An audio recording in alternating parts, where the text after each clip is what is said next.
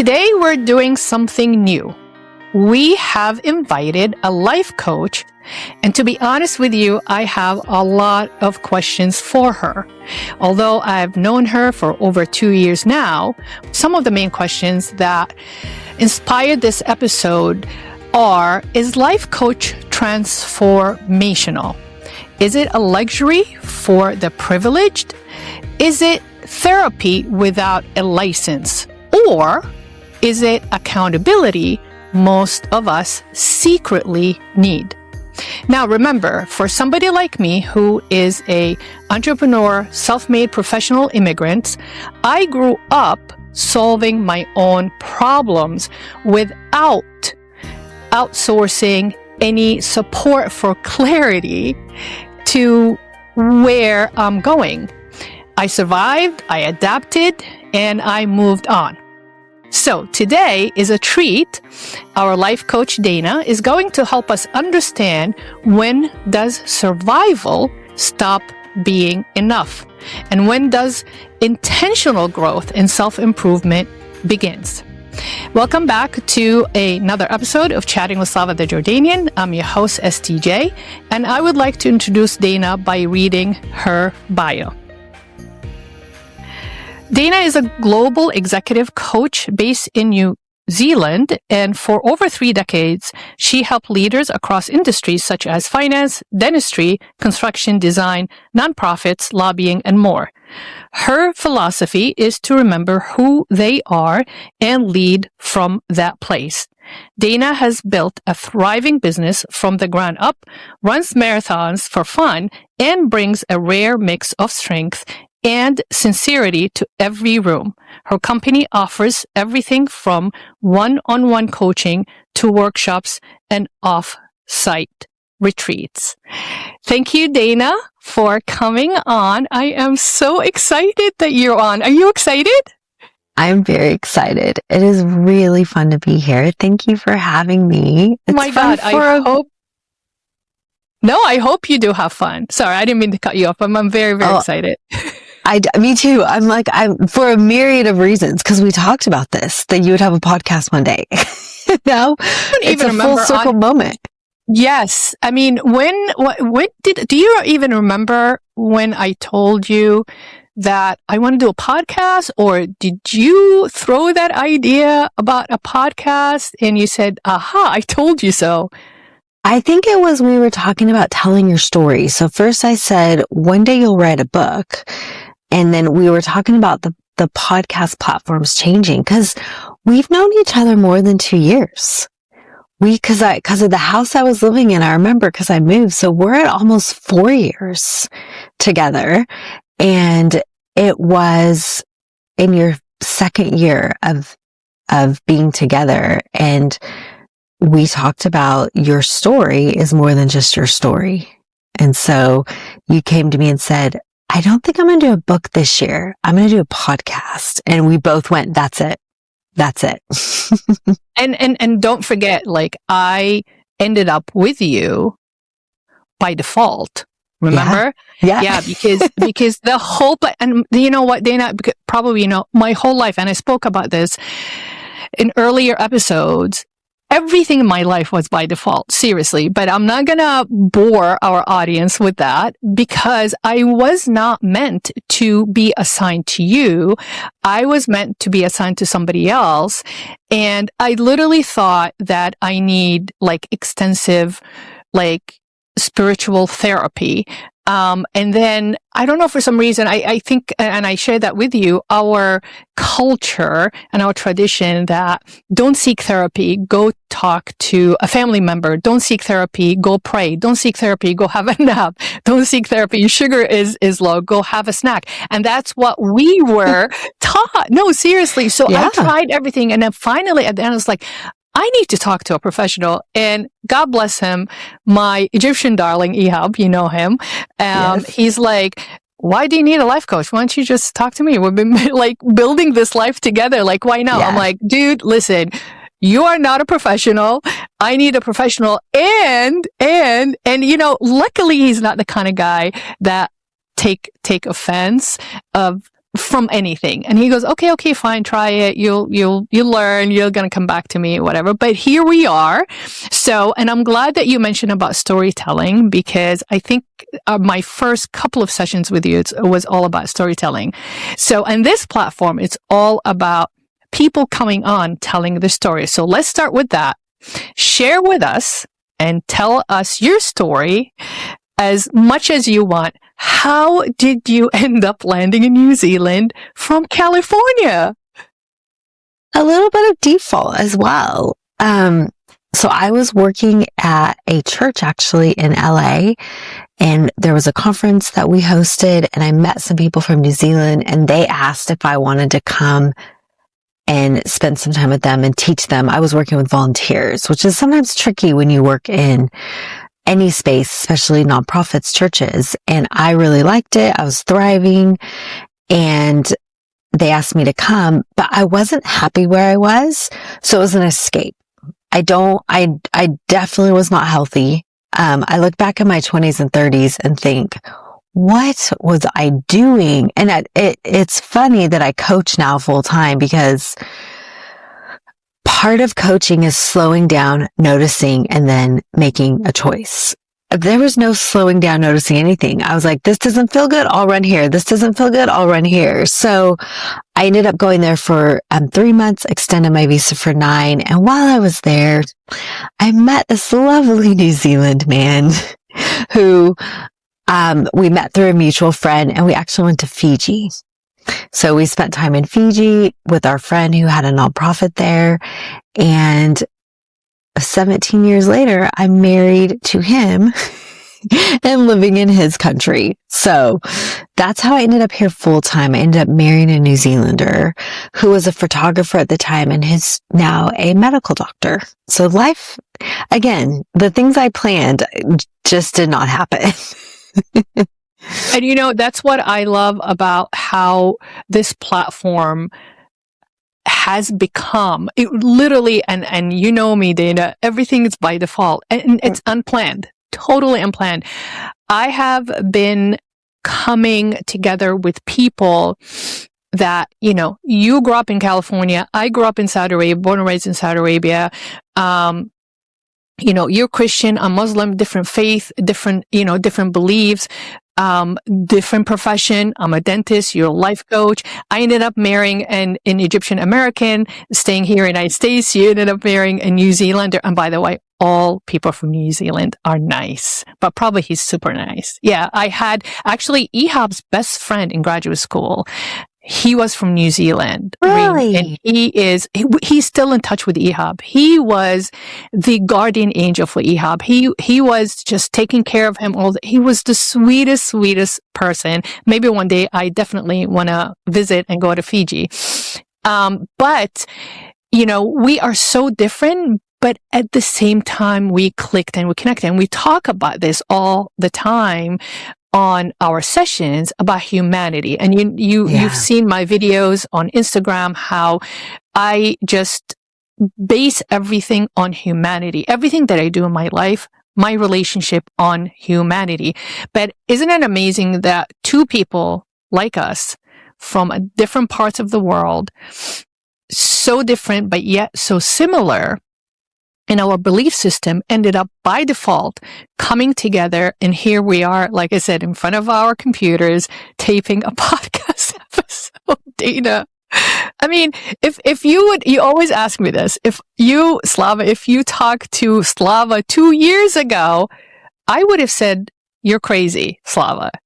You agree? Yes, you would have said, I'm doing dentistry. I'm trying to figure out how to end my dentistry career. And you were just so scared. As much as you were so professional, accomplished, like you just weren't a dentist. You had a franchise, you had accolades behind you. But I just kept seeing that fear. And all coaches are different. Just like all dentists are different, all therapists are different. But I get asked a lot, what kind of, like, who's your niche? Like, who's your audience? Who's the people you're going towards? And I never have an answer for that, because well, as you read in my bio, I do all sorts of people. I have 20 somethings, and then I have people at the end of their career deciding what to do next, like for their third chapter. But when I click with someone, it's that moment where I'm just there to listen. So I'm there to be a mirror or a window sometimes. I just had someone give me that language, a client give me that language this week, that you're either a mirror for someone or a window. And so for you, there was plenty of times we went back and forth, but I'm not surprised by this at all because you were in your own way. That was the problem. You couldn't see outside of yourself and how great you were. Even though you had a confidence, would that be fair? No, I agree with that. I didn't mean to cut you off, but I just wanted to say, I think there was just this divine power that's stronger and bigger than me, seriously, and I'm going to share with you a secret. When I met you, I was this close of losing my faith. Wow. I swear on my mother's life, she's still alive. Yeah, I was like, wait, she's still alive. Yeah, she's still alive, breathing and talking and healthy. This close. And that's reflecting back on, I had this nagging voice. It's like, Slava, you gotta talk to somebody. Otherwise, if you lose your faith, part of me, very faithful, very, as you know, dutiful. And I'm very, very, very spiritual. It's almost a different kind of responsibility towards my faith, right? But I felt like I was slipping, I was just slipping and sliding and didn't know what direction I'm going. And then when I started talking to you and then taking, doing all the homework you asked me to do, and today, 2026, my faith, and you'll be surprised, my faith is stronger than when I was even in Saudi Arabia. And that is interesting. And sometimes, the challenges of not being home, like I say, being away from your home world, being away from the traditional tribal connection, it will strengthen the faith, but also it can take you the opposite way.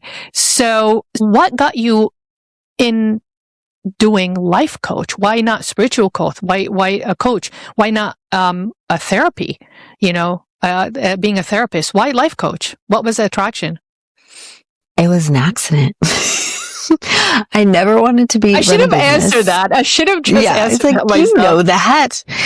I never wanted to run a business. I've gone kicking and screaming into running a business, but I have done this type of work my whole life. So every job I was in, I was very, very blessed with good leaders. And not everybody is, especially females. There's a lot of females that don't have the space and the openness that I got at a young age. Like, I look back at some of these people that put me in leadership. I'm like, what were you thinking? But I was very, each job I was in had high leadership development and high learning about people. And so I learned some things along the way. I learned some assessments. I learned some, tools to help people understand who they are. And along the way, the conversations I'm having now, while I've upskilled and I've life experience, I was having these when I was 20, 21. I had an incredible dean of students where I went to university, and he pushed me to be the best version of myself. But he did it by saying, don't be anybody other than who you are. And he taught me something that I still use to this day, even before this podcast, that I say is, he says, and again, I come from a Christian faith, but you do not have to be a Christian to go to me. In fact, sometimes that's a really yucky word right now in our culture. But one of the things I say is, God, what are you doing in this person? And how do I come alongside of it? Or, God, what have you done in this person? And how do I partner with that? And he taught me that because he saw me trying to, have a great meeting, have a great one-on-one, do leadership, do all this stuff. And he said, if you would just relax and be who you are, I think you would see something you never saw. So it's twofold. I then started doing that in my whole career. I was a receptionist at a hospital in one season. I did that. I still have people in my life from then.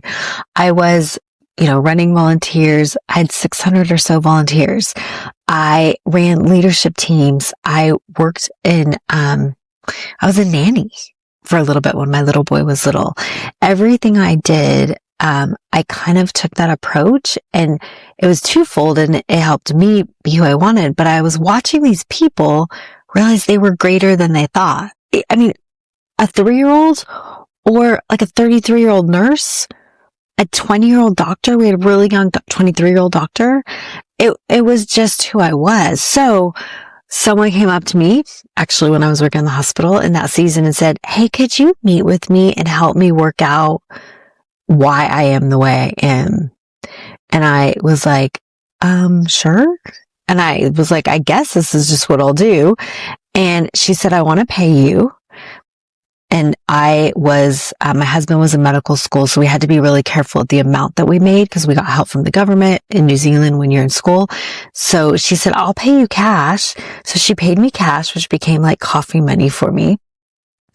And we sat down, and that woman is now the CFO of my company because she said, "I need you to help me make sense of me, these assessments, what other people have told me I've done, what this is." And thus began a coaching business that I never wanted to begin. I didn't have a title. I refused the title coach forever. I thought it was horrible. I thought it was cheesy. I thought it was weird. It wasn't really popular back then. And if it was like a trope on a TV show. But I now do like the word, and I'm called all sorts of things: life coach, transformative coach, executive coach. But my husband got me a necklace that said coach on it about 4 years into that journey. And I went, yeah, that's who I am. I'm the coach. You are definitely a free spirit. So probably you were like, I don't want labels. Yep. I'm going to do whatever I want. Did you feel like maybe using the coach thing was more like an executive thing, or you just didn't want to, have that label? And when you said like it wasn't common back then, what year was that, Dana? So Max was 3. So 2012 or 13, she asked me to be that. So there was coaches around. Yeah, that was fairly a new concept then, like in our culture or in the world. It was the opposite of what you just said. I didn't feel like it was executive. I felt like it was airy-fairy, ooey-wooey, like out there. And that was not me. Like, I wasn't doing therapy. I knew that. I didn't want to be a therapist. Like, I thought about it before, but I want to work with people that want to move forward. That's probably my only prerequisite, is that you want to move forward. I had actually a young one say to me, and I think she was mid-20s, she said, "You're kind, but you're not nice as a coach." And that was like the best compliment I ever got, because I struggled in my 20s. Even now, it's hard for me to be direct when I feel really vulnerable. Yet here I am in a job promising to be honest with someone. And, back then I didn't want an airy-fairy title, but I didn't want to be a therapist. So I just sat with people. And then I finally had to go, what I'm doing is coaching. And do you know what, Slava? I always wanted to be 2 things when I was little. I wanted to be a cheerleader. So desperately, I wanted to be a cheerleader, but I didn't have the rhythm or the body for it. In America, you had to look a certain way and you had to be a dancer. In my school, not all schools, but in my school, you had to be quite good at gymnastics or dance. And I wanted to be a coach. I would envision myself like being a little kid coach or a swim coach, but I wasn't good at any sports. And I was like, I actually need to do a sport so that I could coach one day. So I actually went through that in my head over and over. What could I do now so that I could coach little kids or coach people later in life? And I wanted to be a teacher. So the traditional thing I wanted to be was a teacher. I wanted to be a math teacher. And instead I ended up working in a church as a pastor for young people. And then I ended up, taking teams, and I really liked helping people get better. But again, everywhere I went, I did use an assessment in my head. So I use an assessment called Clifton Strengths. And the reason by Gallup, the reason I like that one is because it pulls people's what they're naturally talented at. And if you're naturally talented at something, you have a shot at being a high performer. Or if you recognize your natural talent and work on your strength. And to me, I was like, oh, this just gives me an excuse to tell people how great they are, and maybe they'll get out of their own way. And so even though not all my clients use that, I use that concept, and then I have neutral language that isn't me just saying, you're amazing, rah, rah, rah. It's like, no, actually there's data behind this. So you could do what you want with it, but this is the data. So I was very conscious of the line between therapy and coaching. I just intuitively knew it. Out of my core group of girlfriends, 3 of them are therapists, trained licensed therapists. So I don't know if that was it. I've been to therapy, but I work with another coach who I love, who has encouraged me and inspired me and in a lot of ways mentored me, Mike Daphne. And me and him talked in 2020, and we both connected on, we hate the word coach, but we don't know what other word to use. And we just intuitively knew the line between coaching and therapy, and we didn't know how to describe it. So we were always afraid to teach other coaches because we just knew it. We just knew where it was, like where the line passed, and to move them on to a therapist. No, it totally makes sense because I have been through sessions with you. But I just want to highlight a couple of points. First of all, yes.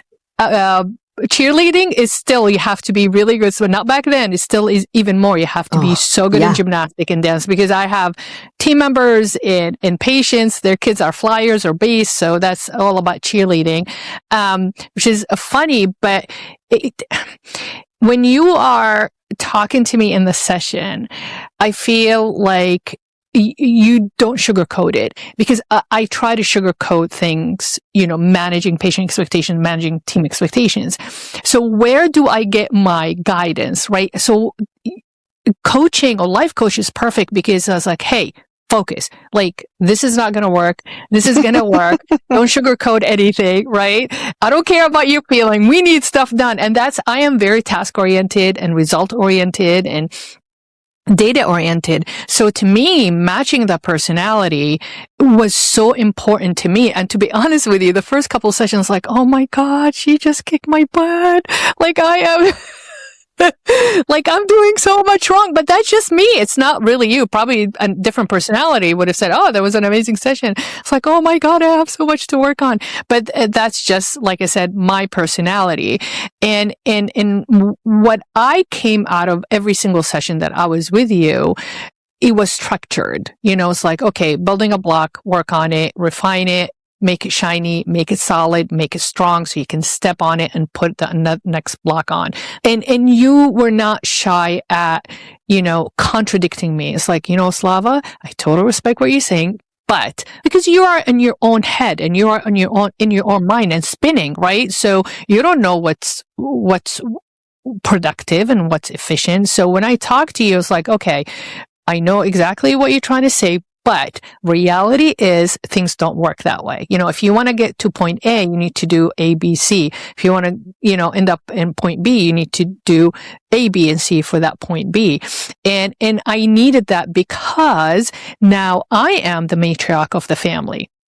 My mom has dementia, so I cannot really talk to my mom and say, I'm not saying you're as old as my mom, but, I don't have that, female figure to say, it's like, knock it off. I'm saying, better, you got this, move forward. When you hesitate, when you doubt, because as an immigrant, and I said that in so many different episodes, there is no room to doubt. There is no time to give up or quit. You gotta keep on going. And like I said, we survived, we adapted, and we just keep moving on because we sacrifice everything that we love and we give up on everything that we know to come to the new world, to culturate and simulate and for a better life. So for us to say, okay, I'm gonna stop right here. I had enough. I want want to go back. Well, there's no going back because it's too late now. You know what I'm saying? So my mother-in-law, I used to, when I lived with them during dental school, we lost her for Alzheimer's. So I lost 7-8 years for the end of her life that she didn't even recognize. So I couldn't even talk to her.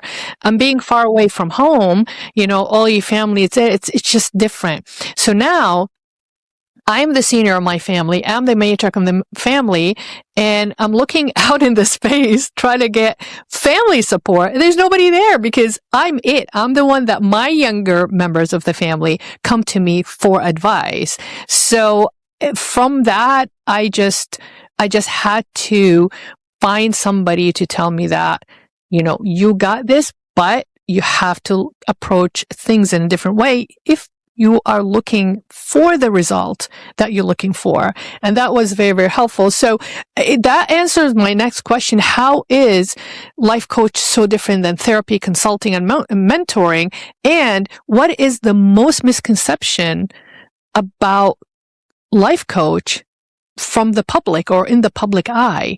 Because I talked to, it's like, oh, is that like therapy? I'm like, no, it's not real therapy. Oh, is it like, you know, is a psychiatrist? We do have, as you know, Eric, our favorite man. Yeah, he's our dental coach, and I've been under Eric's training for like 20 years now. But that's dentistry. You know, it's very focused on dentistry, patients, team, and all that.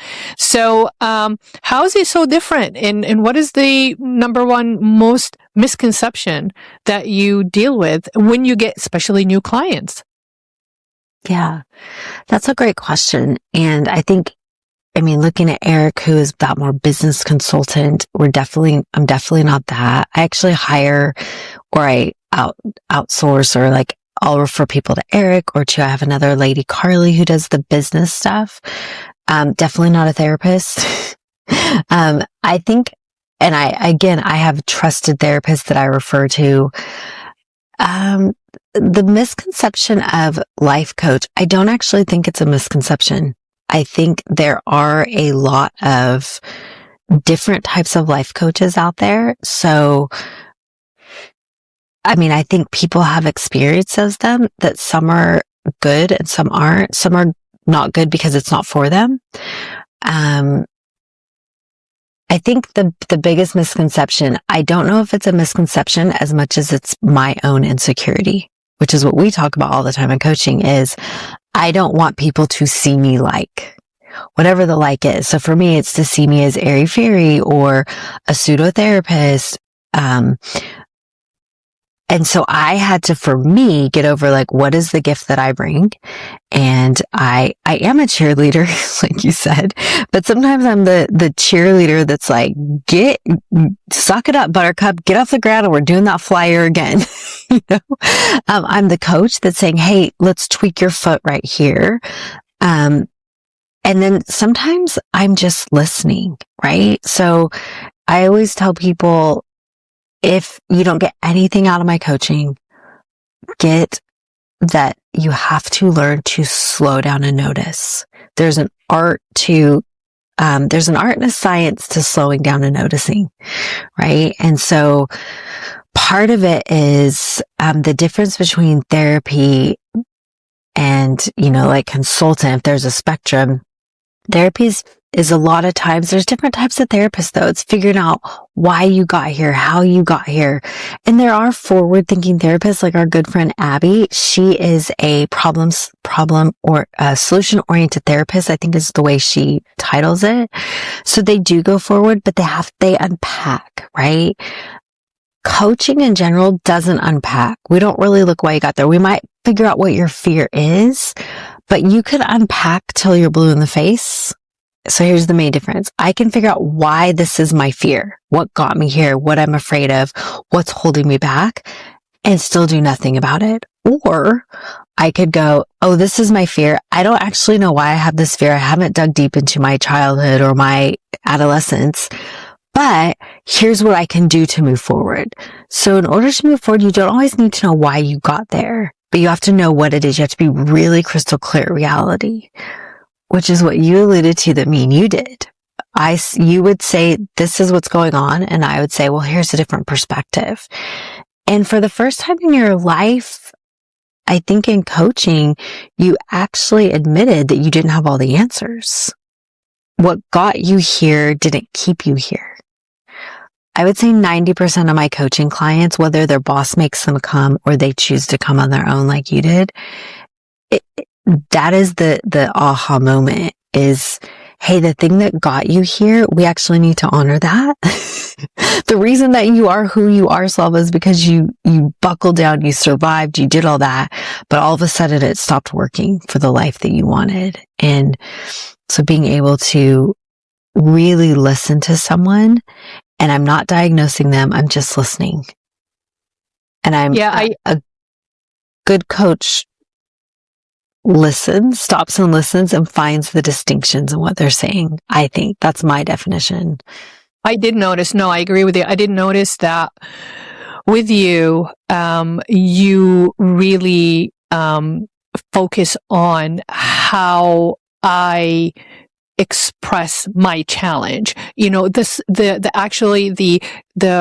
conscious decision to use certain words to describe it, you know, and you write it down. It's like, you know what? That's really interesting because you keep saying this and that, and you don't even pay attention to that.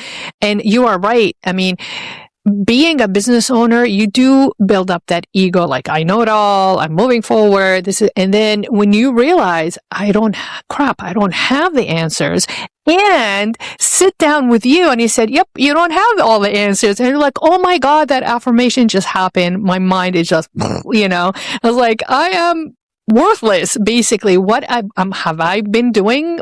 You know, everything wrong until, you know what I mean? But the way I look at life coach, and I agree on everything that, you know, the way you explain it is when you have a football team and you're on the sideline kind of like, let's go. But the therapist is the physical therapist for your body. Do you know what I'm saying? Like detoxing your body, make sure you eat well, make sure you sleep well, make sure you're hydrated, make sure your joints are lubricated, and you make sure you flex so you don't pull a muscle. That's to me is a therapist. And I don't think I ever really spoken to a therapist. Maybe I have my undergrad, I think, when I was a kid, or dental school, long time ago. I think it's just my personality. I just felt like I just dumped and left. I'm like, okay, so it wasn't satisfactory for me because, like I said, I'm result-oriented, solution-oriented. But a life coach is basically the coach that's watching you playing the game as you're playing the game and strategically directing you to win the game. Do you know what I'm saying? And I'm like, I'm very I'm self-competitive, but I don't compete with anybody else, but I constantly competing with myself. And because my mom always taught me, don't ever compete with anybody else. Do not ever compare yourself with anybody. It's just a waste of your time, right? All you can do is, because you can't control everybody else, all you can do is improve yourself, and make yourself better. So that's how I envision you in my life, is like, I am playing this game. I'm like, I'm in the Super Bowl. Some situations, sometimes I'm just, you know, playing, you know, minor league, maybe a major league. And you're on the sideline. It's like, okay, you got this, you know, pick it up. Like, don't be a crybaby. You're going to stumble. You're going to hurt yourself. And it's like, don't you dare shed a tear. I'm like, but I am hurting. It hurts. It's so hard. No, it's not hard because you have the training that you have assessed, like you said in the beginning of the episode, my strength. And, you know, certain situations, and depending on how you perform, you forget that, oh crap, I call my strength tool bag. I forgot that I have that tool, and you helped me. It's like, remember that tool? Go ahead and pick it up, because you're gonna, you know, that way you're gonna actually win this challenge that you're trying to face. So I'm glad that you even mentioned that the majority of your clients, you know, they either get recommended to, you know, find a life coach, or they just find them on their own. I know we read your bio.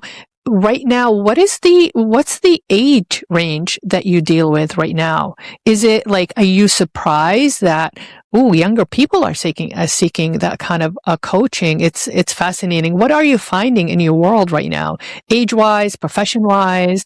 Yeah.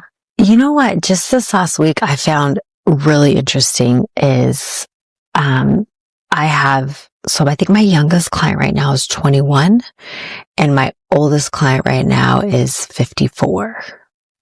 I'm sorry, 64.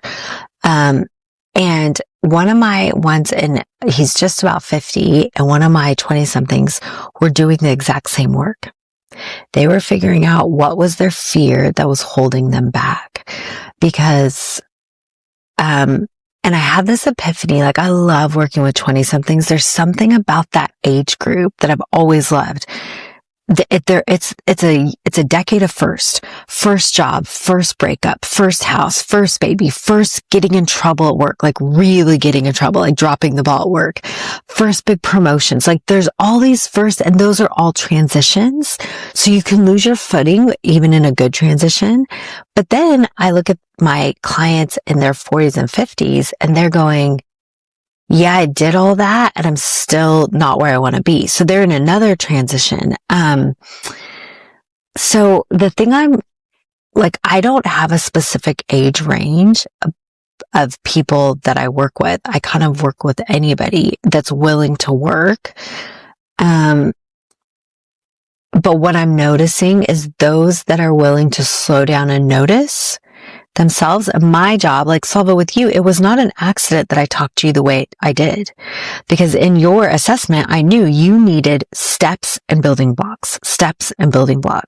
So what I'm really good at as a coach is I can break things down into small components for people. The literal way we explain my particular strength is a JV coach. It's a coach that teaches fundamentals. So my job is to slow people down, go, here's what you're great at.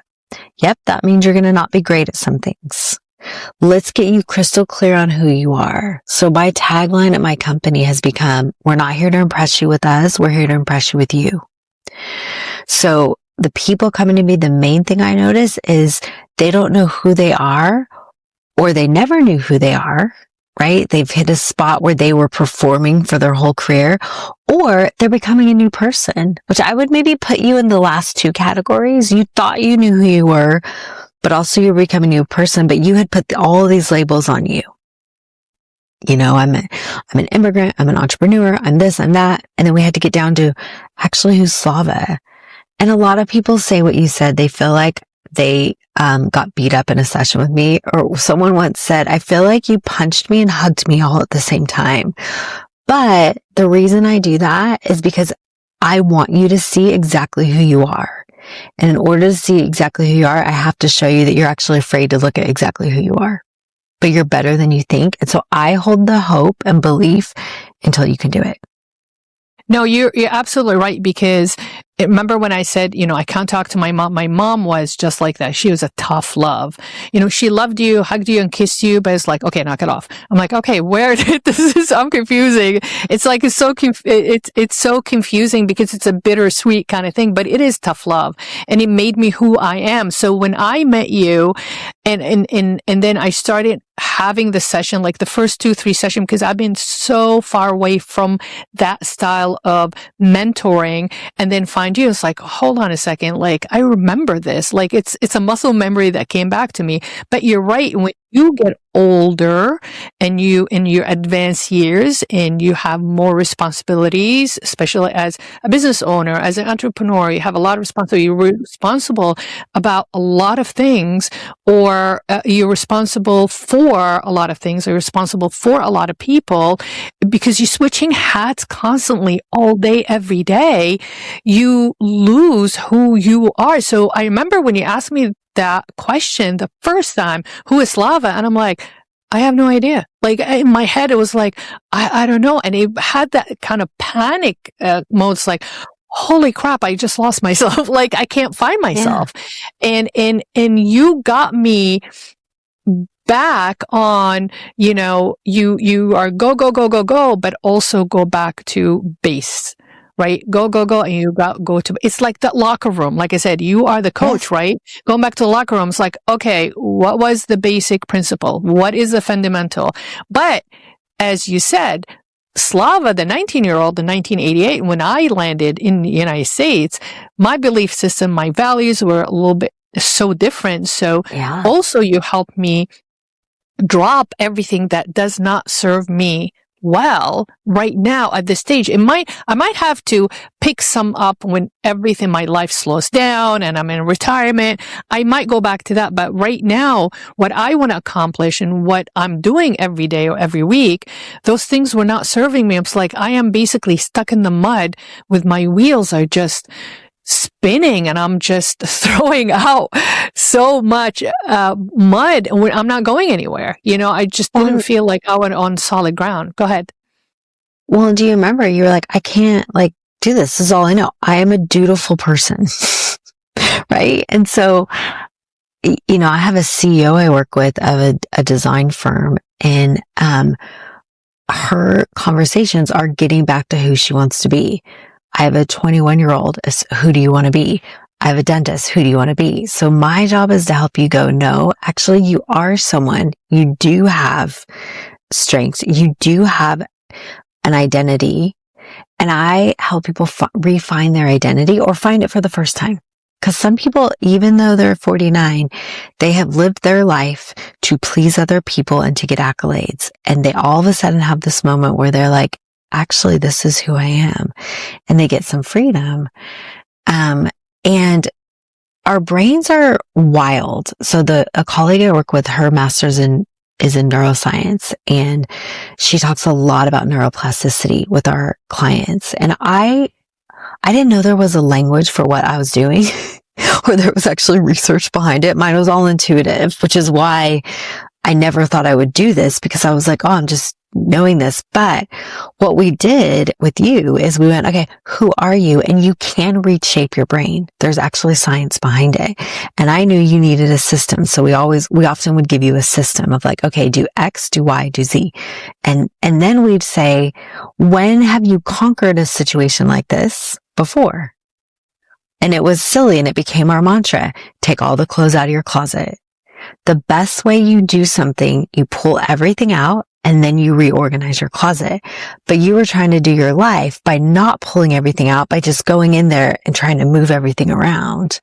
So it's reminding people this is who you are, or helping them see for the first time. But here's where I work really hard to not be a savior in someone's life or a rescuer. So like in the victim, villain, savior triangle, I always remind people of two things. You should be proud of you. I rarely, if ever, say I'm proud of you to a client, because I don't want them stuck on needing my or anybody's approval, but I'm the person that happens to be in front of them. You should feel proud of you. I got that from my son's preschool teacher. She said, oh, we don't say to the kids that we're proud of them because we're wanting them to have internal confidence, that if they do something, they should be proud, so they don't need external confidence. Slava, I sat in the foyer of the kindy and just started crying because I was like, I've never had that. All I look for is external confidence. And it was like this light bulb moment that I was like, oh my gosh. So that started to shape the way I talk to people, is I talk to them like my preschool teacher talked to my son. Then I say, you do the hard work. I don't do the hard work. I have lots of clients that don't come to me because they don't want to do the work, and that's okay. That's one of the seasons they're in. But a coach doesn't take an ice bath after a game, right? The player does. So you guys are doing the hard work, and sometimes we do. Like we sent you to a therapist for a while because we realized, oh, you needed a little bit extra help on your muscles and your ligaments in this one area of your life. And off you went, and you came back, and it made you stronger, right? Because I'm not a muscle, in your illustration, I'm not a physical therapist, but my job is to help you see, here's what you're great at. Here's your game. Here's the life you're playing. Does it match? I always used to do it this way. This is how I do everything. If you said that to me once, you said it to me a million times. If I had a nickel for every time you said that, I'd be rich. I could retire on the beach in Fiji. But I said, yeah, but this is the game you're playing, and this is who you are, right? Does that still serve you? Here's your vision. Who do you actually want to be when you're 80 and you're sitting there and all the people you love are around you? Who do you want to be? Start being that person now. But be honest about where you are at right now, which you didn't want to be. And a lot of my clients, that's maybe what I do is I help them be okay at looking at the reality of their life. Because I know once they do, I'm going to show them, and here's what you're amazing at. Well, that's all about accountability, right? Because, just like your son's teacher, you want to build accountability. And the funny you said that, what you said about the, I'm not going to be, you need to be proud of yourself. My mom was the same way. I'm like, why can't you just be proud of me? My mom's like, why do you need my confirmation? You're the one doing all the work. You're the one putting all, the late nights studying. You should be proud of yourself. Like, I don't, and she used to tell me, Slava, I'm not going to live for you forever. You need to build that kind of block inside of you that when you are by yourself, when you are stuck, you need to be proud of you. Are you proud of you? And that's what the life coach is. It's almost like you holding the mirror in front of us and you say, this is you. You got to deal with you because, after the session, I had separation anxiety after the first 2 sessions with you. I was like, and I sent you, how many voice texts did I send you? Right? Because I just want to help, right? That kind of thing. And then I got trained to say that, okay, this is normal. That's another thing I discovered with having a session with you. It's like, this is not normal. I'm going crazy. It's not going to work. But you kept saying, Slava, this is normal. This is just you, because I was always trying to not project what I feel. Like projection for me, it was weakness.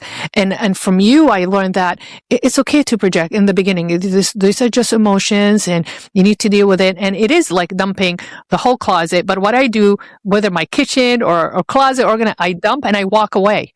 I just walk away from it because looking at it's like, holy crap, there's a mess and I need to do it right now. And I learned to say, you know what, Slava, just walk away from it, regroup and come back. You'll have a better plan. You'll have a better system for it. But that's very interesting because that's what my mom, and I think always told me that you need to be proud of yourself. You don't need my affirmation. Don't let anybody in your life be your crutch to pull that affirmation, from. Be your own affirmation, be your own, sustainability, like self-support on your own. And I think that's why you are very relatable to me because, not knowing that, when you were young, it's like, Mom, that was so mean. Like, I'm not being loved. Of course, now finding out you are being loved, it's called tough love. And we teach that now in coaching and in the practice with the team, with the patient. Even that's my style right now with the patient. It's tough love. You messed up. Yeah. You know what I'm saying? Like, take accountability that your lifestyle is, I don't say it that way. Your lifestyle is horrible. That's what, you haven't seen you in 10 years. There's a repercussions of that, right? There's consequences, and just accept that you are living the consequences right now, but we can do something about it, So it's not only life coach helped me with my own challenges and struggles, but also help me how to become even a better provider for my patients. So I wrote this and I want to see if you agree with what my perspective of a life coach is. Basically, number one, growth is intentional, right? So if we want to grow or we are planning to grow, it's not by default. There is a processes inside of us, internal processes that will tell us that, I need to grow. Just like when I came to you because I wanted to grow into the new phase of my life, into this new stage of my life, that transformative stage. I wanted to grow into that. Survival will get you going, but awareness will keep you evolving. Yes, that awareness, that's so good, Slava. Because if I tell people, if you could just learn, and it's scary, learn to notice, be aware. One, you have more answers than you think. You're better at this than you think, right? If you don't grab all your survival coping mechanisms that you needed, that was what your brain did to keep you safe. Yeah, but because when I met you, I was in survival mode. Totally. Right? You have been since 19, girlfriend. I was totally in survival mode. But then after that, now I learned you shed a light into, you taught me how to be aware, self-aware. I was very good at social awareness because my culture and then my profession, I had to, right? It just like hit the ground running with that. It's the sense of duty, like I'm responsible to how to represent myself, how to conduct myself in public and society and all that. It's been like fed into us since like age 6 or 8. But the awareness, being aware that this is what's happening, that's how I want to live. I want to evolve. I just don't want to live and just stagnant, like plateau and have like a flat line. I want it to evolve. So to me, life coach is not about fixing, it's more about refining your strength, because everybody is born with certain strengths, right? Because remember the first text we had, you asked me, what are your strength finder? What are your top 5 strengths? And you strengths, yeah, exactly. And that's a Gallup test, right? Also? Yeah, Gallup. Yeah. You can go online to Gallup.com and take it. Yeah. And you know what? When you send me that text, I'm like, oh my gosh, she's going to judge me before she meets me. I'm like, oh my God. See, you were so worried about your external, right? That 100%. And not the internal. But like I just wrote down because I didn't want to forget, Destry, our common friend who we love, her father-in-law, she said a line to me, years ago, that she said, we're over-informed and under-transformed as a society. And that clicked so deep in me because with all the TED Talks that are out there and conferences you can go to and books you can read and now AI you can use, there is plenty of information out there. But do you know what? Since AI has really started ratcheting it up, I have more clients than I've ever had before, Slava. Like I'm not looking for new clients because all this information isn't slowing down and doing the self-awareness accountable piece. AI, chat, whatever you want to call your robot, is not a person. It can sound like a person, but transformation comes in this, hey, here's what you're doing. And a good coach, like I don't use AI notes. A lot of coaches do and it works for them, but my style is to listen for what's not being said. So it's really hard. I could probably train AI to do that, but here's the thing. I'm not going to spend 80% of the time doing the 20% of what I'm good at. I'm like 20% on technology. So I take my own notes and I sometimes get the transcripts, but I want to help people transform, not just have information. Right? And that's awareness. And that's the difference between, I think, me and the coaches that I work with. I consult with a company, but then I have my own company. We're transformative. So you're not going to stay where you are, but that means you're going to have to be aware and you're going to have to look at reality. And I'm going to be a mirror, but sometimes I'm going to be a window, right? It's to your coach. We're going to the Super Bowl. So do whatever you need to do. Go eat right. Go get the water. But we're going to work when you come to the session. I'm not just going to listen to you whine and complain. We're going to work and we're going to use what you're saying. And how many times, and this came from Mike Doffney, who mentored me, congratulations, you're not a sociopath. You're having a human reaction to a situation. That's an emotion. We don't need to be afraid of emotion. We all have them. Now, emotion and fear, my friend Danny, who I work with, says this. They're like children. We don't want them to drive the car. We don't want them to be in charge of us, but we also can't stuff them in the trunk. We have to recognize they're there. And you told me I don't have emotions. The first time I saw you, I was like, well, that's not true because you're a person, but I let you talk. And then you said, I don't want to deal with my emotions. And then you said, I don't actually know how. And that was kind of the progression. But because we were honest and you were starting to see yourself, you're like, actually, I am brave enough to face this. Okay, I do have emotions. Then you became a little bit braver. I do, but I don't know what to do with them. And what we figured out with you is, again, a coach listens for distinctions. I pay attention. We noticed you'd have an incredible session. And then the next week you went crazy. It was scary. It was hard. Your emotions were all over the place. You thought, this is it. I'm never doing this again. Everything's bad. I should just quit my job and go live in a hole. And then I would tell you, zero worry. I'd probably be in the car, taking Max somewhere or picking him up. And I'd say, oh, yep, this is what you do.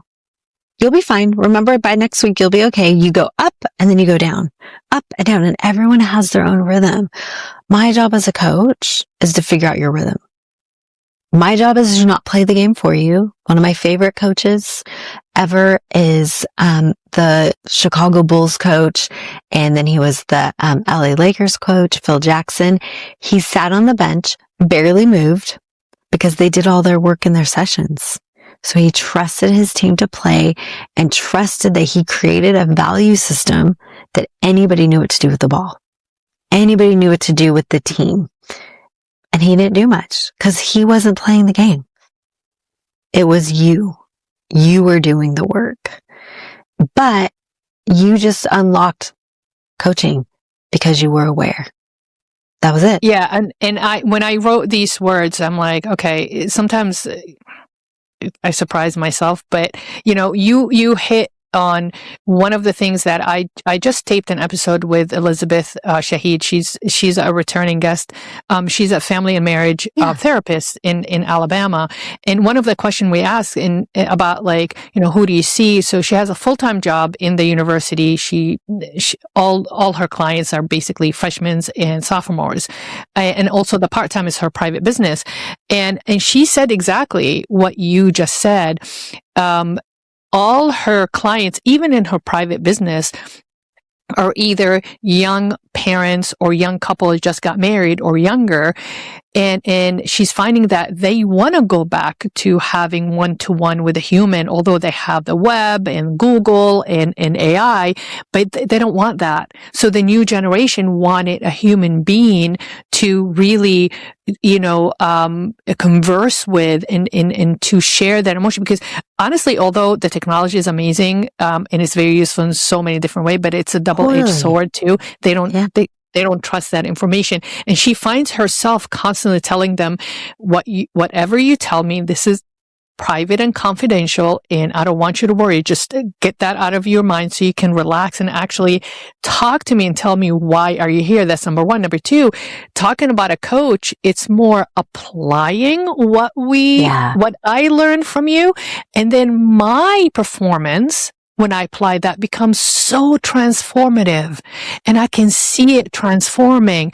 And I was so scared of emotions, but Destry, who's coming on also, she told me one thing, the first session with her, she's a spiritual coach. I think that's what she describes herself with. She's a trained therapist, but she specializes in spiritual coaching. Right. That's why I was so attracted to her services. And she said that, Slava, you have to name it, to feel it, and you have to feel it to heal it.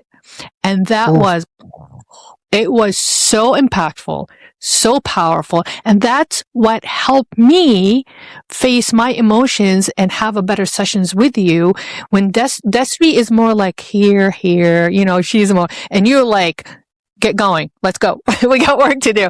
So both of you guys in my life is like, Destry is like, Mom, you won't even believe what happened to me. And then I go to coach Dana and say, the coach is so mean, and I'm just so sore.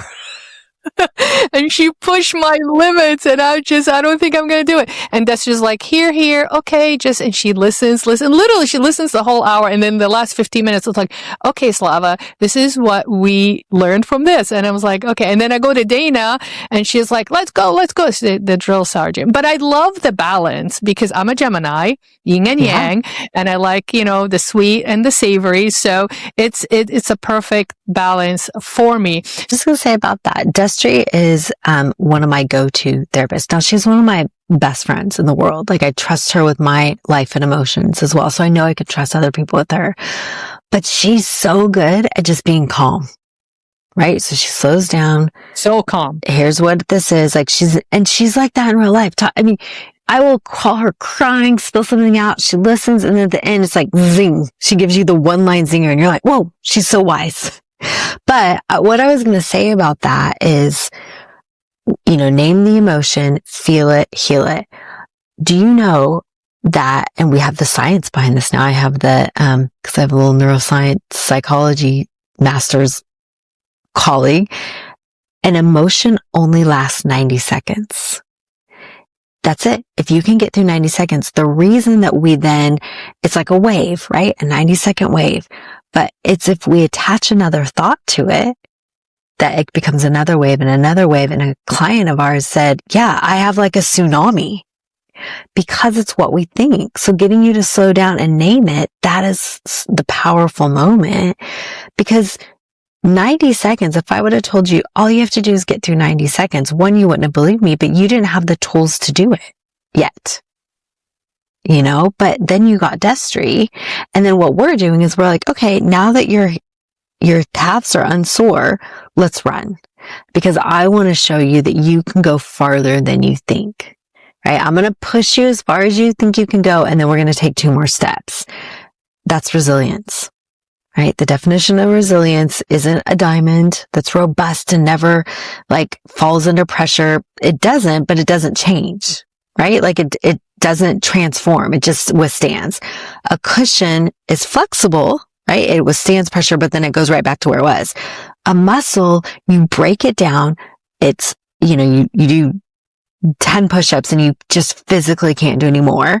And you're like, it hurts. It's horrible. You're walking around sore, but then it rebuilds and it grows, right? So I want you to get to that rebuild and grow, not just to I feel it. Because this young generation is very literate with their emotions, Slava. They are so literate with their emotions, but they forget. You have to tell me, I have a lot of right? Which is I great. love them all. And I say that all the time. I love them all, but my God, yeah. But see, your generation and Gen X, we were not literate with emotions. We were the suck it up buttercup. That's what our parents were telling us. Mm-hmm. And then this millennial Gen Z, they have all the knowledge. But again, information is not transformation. Mm-hmm. So I don't let my 20-somethings get away with it, nor do I let my 50-somethings. And you know what I see is what you said. I became a better dentist because of it. I became a better human because of it. Yeah, because I know you're better than you think you are. So we're not going to sit here on the sidelines having a little kumbaya chat. We're going to say, get out there and show yourself you can do it. And you did. You're so much stronger than when I first met you, and everybody would have described you as strong. Would that be fair? Yeah. Yes, absolutely. 100%. So the lesson is asking for help is not a weakness, is it actually a strength, and discovering yourself by, like I said, performance, application, and transformative. So my last question to you, Dana, how people can find you? Yeah. So one of the best ways to just look at the work that we do is we're not super savvy on social media, and we're only on Instagram right now, Instagram and Facebook. So my company is Generating Success in New Zealand. So it's generating_success on Instagram. You can always go to my page. So I'm Dana Ackland, and I'm sure my name will be in your stuff. So you can always go there to get there, but that has a lot of just awareness pieces, tools to help you pay attention, things to make you laugh that actually make you think. So that's a great place. If you want to go to the website, that's just more informational, but it does give a little background on who we are, what we do, options. Eventually we're going to have tools on there that, like our Instagram, that you could just use and have resources for yourself. But that's generatingsuccess.co.nz. So that's a New Zealand address. So generatingsuccess.co.nz. So are you guys taking new clients, or?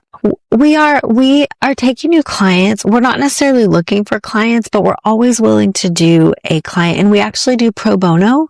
So we do, cause you asked me a question earlier or in another time. Is life coaching, executive coaching, is it just for the elite?